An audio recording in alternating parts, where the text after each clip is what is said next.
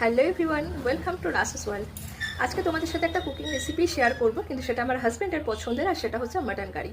আমার হাজব্যান্ড এক সপ্তাহ পর বাড়িতে আসছে, তাই ওর পছন্দের রেসিপিটি আজকে তোমাদের সবার সাথে শেয়ার করব। চলো দেখে নেওয়া যাক। প্রথমে মাটনটার মধ্যে আমি গোলাপ জল, কেওড়া জল আর ভিনিগার একটু মাখিয়ে রেখেছিলাম, আর এখানে কিছুটা গোলমরিচের গুঁড়ো, নুন আর আদা পেঁয়াজ রসুন কাঁচা লঙ্কা বাটা দিয়ে মাখিয়ে রেখে দেবো 15 মিনিটের মতো।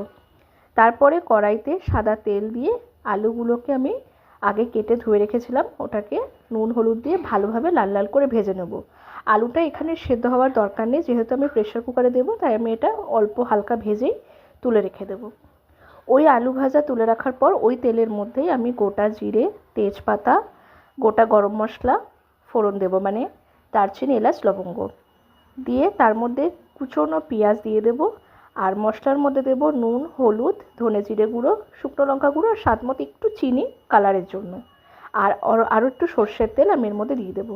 ভালোভাবে নাড়াচাড়া করে পেঁয়াজটা একটু ভাজা ভাজা হয়ে গেলে আদা পেঁয়াজ রসুন টমেটো কাঁচা লঙ্কার যে পেস্টটা বানিয়ে রেখেছিলাম সেটা আমি এর মধ্যে দিয়ে দেবো। তার মধ্যে দেবো কাশ্মীরি লঙ্কার গুঁড়ো পরিমাণ মতো, আর এরপর ম্যারিনেট করে রাখা মাটনটা আমি এর মধ্যে দিয়ে দেবো। এটাকে আমি 15 থেকে 20 মিনিট ভালোভাবে কষিয়েছি।